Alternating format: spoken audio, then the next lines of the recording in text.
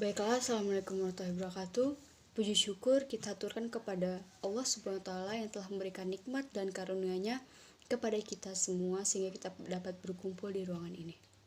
Salawat serta salam tak lupa kita hadiahkan kepada Nabi kita, yakni Nabi besar Muhammad SAW, yang telah membawa kita dari zaman jahiliyah ke zaman yang terang menerang seperti saat ini.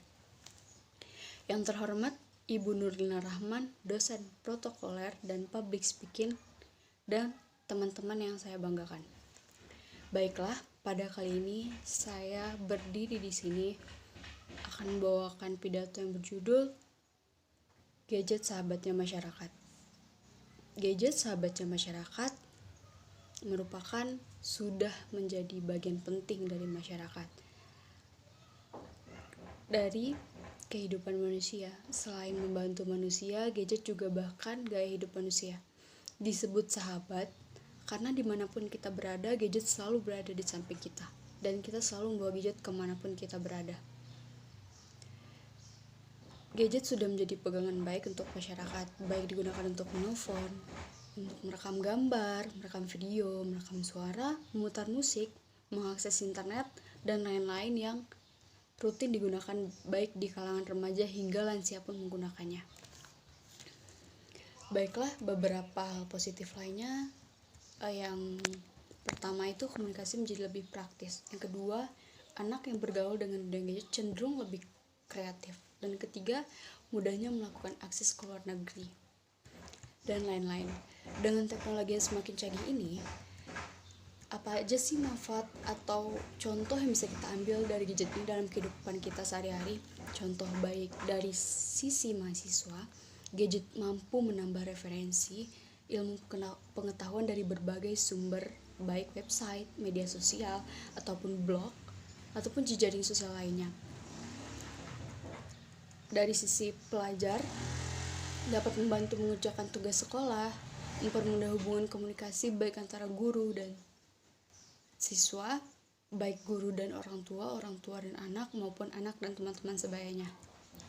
Sedangkan di mata atau sudut pandang orang dewasa, gadget ini mempermudah pengguna dalam hal navigator melihat peta. Misal ketika kita lagi bepergian dengan keluarga, peta mampu mempermudah perjalanan kita.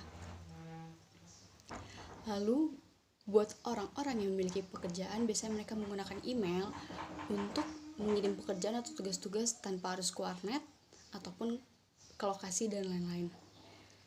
Orang dewasa juga sudah banyak menggunakan gadget dengan memanfaatkan fitur internet sebagai membuat inovasi baru seperti jualan online ataupun hal-hal baru yang dilakukan baik untuk bisnisnya ataupun kehidupannya.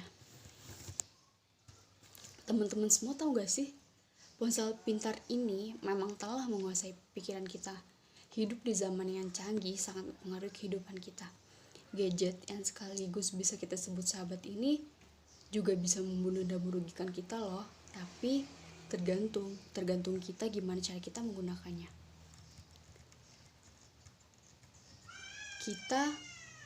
Contoh yang berbahaya ketika kita bermain gadget. Ketika kita lagi di perjalanan, kita masih memainkan gadget. Seperti ketika kita mengendarai. Ketika kita mengendarai itu lebih buruk pengaruhnya buat diri kita. Dengan kita memainkan gadget, padahal itu sudah jelas-jelas sangat berbahaya, yang mana akibatnya bisa menyebabkan kecelakaan, dicopet, dan lain sebagainya. Nah, untuk menghindari hal-hal tersebut, pemerintah mengeluarkan peraturan yang mana tidak boleh menggunakan gadget di perjalanan, yang mana sudah terbukti dan terrealisasikan jika ada pengendara yang masih melanggar peraturan yang dibuat demi keselamatan ini, maka pengendara tersebut dikenai tilang oleh kepolisian. Larangan tersebut sudah ada dalam Undang-Undang Nomor 22 Tahun 2009, yang mana pengendara yang menggunakan ponsel bisa terkena pasal 106 ayat 1 tentang pengemudi wajib mengendara dengan penuh konsentrasi. Sanksi terhadap pelanggaran pasal tersebut yakni denda maksimal 750.000 atau kurungan 3 bulan dalam penjara. Sahabat baik yang selalu membantu kita ini, bahkan ada yang berpendapat bahwa tidak bisa hidup tanpa gadget.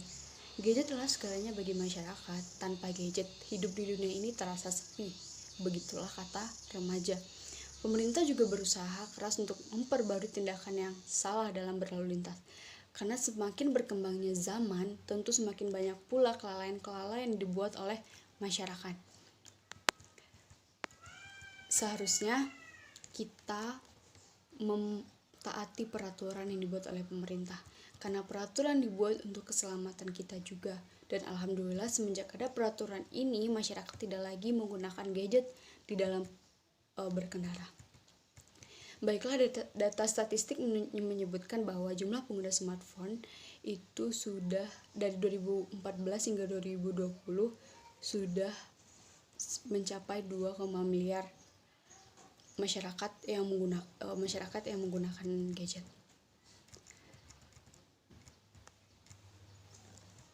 Teknologi berkembang begitu pesat sehingga memunculkan banyak piranti atau perangkat baru demi terpenuhnya kebutuhan untuk mempermudah suatu pekerjaan. Laju perkembangan teknologi yang sangat cepat memang tak bisa kita hindari. Seperti sebuah siklus, semakin pintarnya manusia, juga sisi mata uang. Di satu sisi menguntungkan kita, di sisi lain merugikan kita. Menguntungkan atau merugikan itu tergantung pada setiap individu yang menggunakannya. Gunakanlah gadget secara bijak dan pada tempatnya agar tidak merugikan diri kita sendiri. Demikian hasil pidato agar dapat menggunakan gadget secara bijak.